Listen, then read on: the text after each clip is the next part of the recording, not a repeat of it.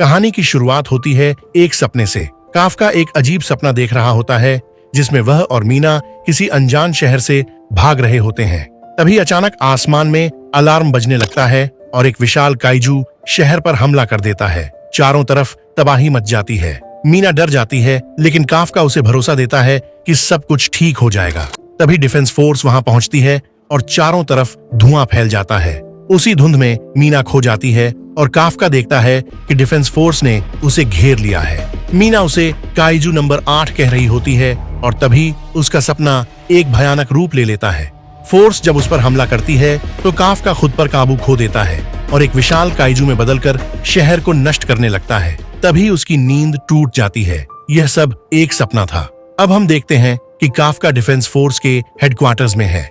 बाहर 3rd division का base kaiju number 10 के हमले से पूरी तरह तबाह हो चुका है और उसका पुनर्निर्माण चल रहा है। मीना उस जगह का निरीक्षण करने पहुंचती है जहां शोशिरो भी आता है। उसे खबर मिलती है कि काफका की जान बख्श दी गई है। 5 दिन बीत चुके हैं इस फैसले को हुए, लेकिन उसे अभी भी मुख्यालय में बंद रखा गया है। कोई नहीं जानता आगे क्या होगा। फुरुहाशी और उसकी टीम उस तबाही को देखकर बात करते हैं कि अब इस जगह को ठीक करने में लंबा समय लगेगा। फुरुहाशी याद करता है कि जब पहली बार काफका काइजू में बदला था तब उसने पूछा था, क्या मैं अब भी डिफेंस फोर्स में शामिल हो सकता हूँ? सबको यह सोचकर हैरानी होती है कि काफका जैसा इंसान अब भी लड़ने का हौसला रखता है।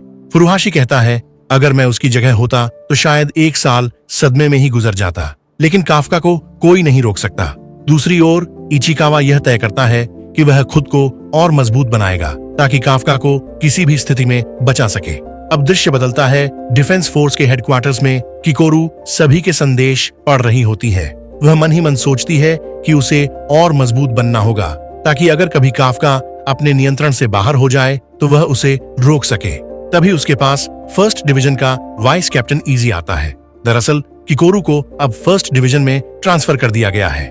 इजी उसे वहां के कैप्टन गैन से मिलाने ले जाता है। गैन अपने कमरे में गेम खेल रहा होता है, जिससे किकोरू हैरान हो जाती है। इजी गुस्से में उसकी गेमिंग मशीन को लात मारकर तोड़ देता है और कहता है, मैंने कहा था कमरे की सफाई कर लेना।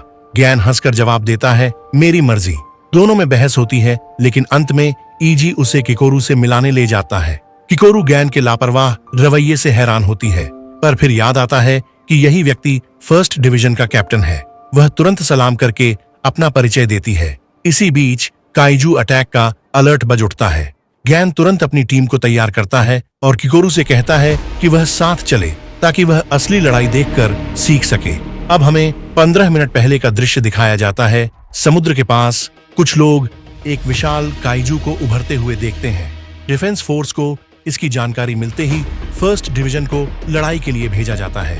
जापान की ग्राउंड फोर्स भी अपने टैंक्स लेकर पहुंचती है।